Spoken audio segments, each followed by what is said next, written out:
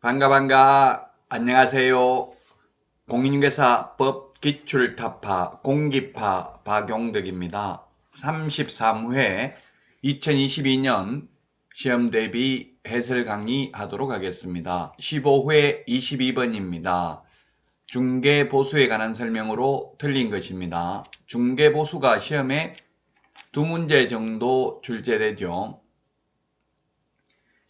1번 중개보수는 거래 완성한 개업공개사에게 중개의뢰인이 지불하는 중개행위에 대한 보수의 성격을 갖는다. 네, 우리 중개보수는 거래를 완성해야, 즉 계약 성사시켜야만 보수를 받을 수 있죠. 변호사 수임료는 패소 판결에도 받지만 우리는 계약 성사 못 시키면 돈을 한 푼도 받을 수가 없습니다. 2번 중개의뢰를 받지 않은 상태에서 일방적으로 거래를 체결할 경우 원칙적으로 보수 청구권이 발생하지 않는다. 당연하죠. 팔아달라고 하지도 않았는데 팔아놓고 중개보수 달라 할 수는 없을 것입니다.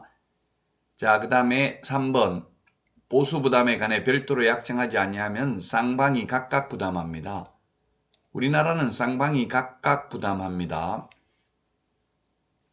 미국 같은 데는 매도인만 부담을 하던데 우리나라는 쌍방 각각 부담하는 게 원칙이다. 다만 판례에 의하면 만약에 매수인 매도인 각각 100만 원인데 매도인이 매수인 끝까지 한 사람이 200만 원을 부담했다 하더라도 법령에 위반되는 것은 아니다 라는 내용이 있고요. 자, 그 다음에 4번입니다.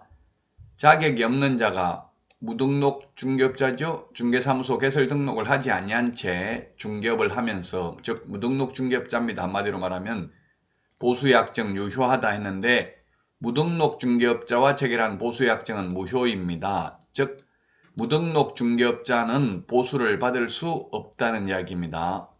무등록업자는 받을 수 없습니다.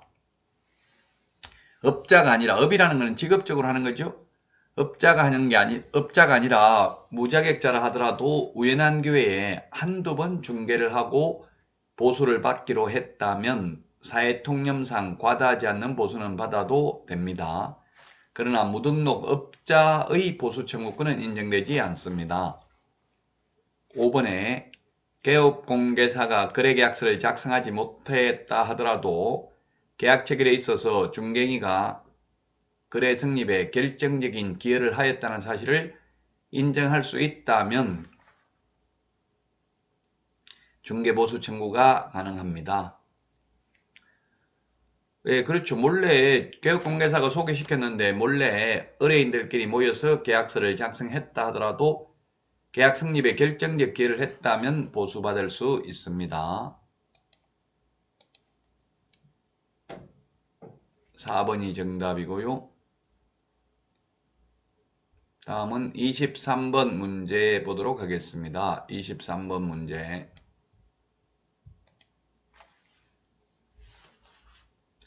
23번 틀린 것입니다. 개업공개사 등이 서로 짜고 매도 의뢰 가격을 숨긴 채 높은 가격으로 중개 의뢰인에게 매도하고 그 차액을 편취하는 경우에는 거짓된 은행, 금지행위에 해당한다는 게 판례입니다. 그 다음에 법령 한도 초과 보수 약정은 전부 무효가 아니라 초과 범위 내에서만 무효입니다. 초과 부분만 무효입니다. 3번 지문. 중개사물 매매를 업을 하는 행위는 금지되므로 이례적인 매매에 관여하는 것은 허용된다고 볼 수 있다. 예, 그렇습니다. 업이라는 것은 불특정 다수와 계속 반복하는 것을 말합니다. 4번에 상가 전체를 매도할 때 사용하려고 매각 조건 등을 기재하여 인쇄해 놓은 양식에 매매 대금과 지급기일 등을 기재한 분양계약서는 상가의 분양계약서일 뿐 분양 관련 증서에 해당되지 않는다. 금지행위 아니란 이야기입니다. 자, 5번 지문. 개업공개사가 직접 중개행위를 하지 않고 다른 개업공개사에게 매수 의뢰하여 부동산을 매수한 후 또 다른 개업공개사에게 의뢰하여 그 부동산을 매각하는 것은 직접거래에 해당한다는 게 판례의 입장이다. 이게 틀렸네요. 다른 개업공개사의 중개를 통해서 거래하는 것은 직접거래가 아닙니다. 이 직접거래를 금지하는 취지는 개업공개사가 싸게 샀다가 비싸게 되팔아서 의뢰인에게 피해를 입히는 것을 방지하기 위한 취지이죠. 따라서 다른 개업공개사의 중개를 통해서 거래하는 것은 직접 거래에 해당되지 않습니다. 5번이 정답이 되겠습니다. 5번이 정답이고요. 다음은 24번 문제 보도록 하겠습니다. 휴폐업 신고. 옳은 것은 모두 몇 개인가? 휴폐업도 시험에 한 문제는 거의 출제가 되죠. 기억 3월 초과해서 휴업하고자 하는 경우, 3월 초과입니다. 이상이 아니라 초과해서 휴업하고자 하는 경우, 즉 사전 신고입니다. 미리 신고해야 됩니다. 맞습니다. 휴폐업은 모두 미리 신고입니다. 자, 그 다음에 휴업신고, 폐업신고의 경우 등록증을 반납해야 됩니다. 재개신고, 변경신고는 반납하지 않습니다. 이미 반납돼 있으니까. 자, 그 다음에 디귿이 틀렸네요.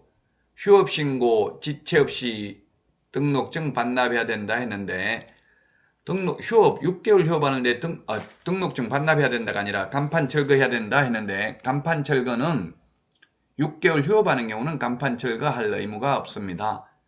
왜냐하면 간판 한번 뗐다 붙이면은 100만 원 이상 들어가는데 6개월 휴업한다고 간판 뗐다 붙였다 하기는 어렵고요. 따라서 휴업이나 업무 정지의 경우는 간판 철거하지 않습니다. 휴업 업무 정지는 간판 철거 의무가 없고 간판 철거는 사무소 이전, 폐업, 등록 취소 이 세 가지가 간판 철거 대상이 되겠습니다. 이것은 틀렸고 리얼에 재개신고를 받은 등록관청은 반납받은 등록증을 즉시 반환해야 된다. 즉시라는 명문 규정이 있는 것은 공인중개사법은 이것밖에 없습니다. 나머지는 다 지체 없이죠. 즉시 반환을 해야 됩니다. 자, 그 다음에 미음 6월 초과 무단 휴업을 한 경우 등록을 취소할 수 있다. 예, 그렇습니다. 6월 초과하여 무단 휴업을 한 경우 등록을 취소할 수 있습니다. 그러나 3월 초과 무단 휴업, 폐업신고, 재개신고, 변경신고 위반의 경우에는 100만 원 이하의 과태료 대상이 되겠습니다. 따라서 옳은 것은 4번이 정답이 되겠습니다.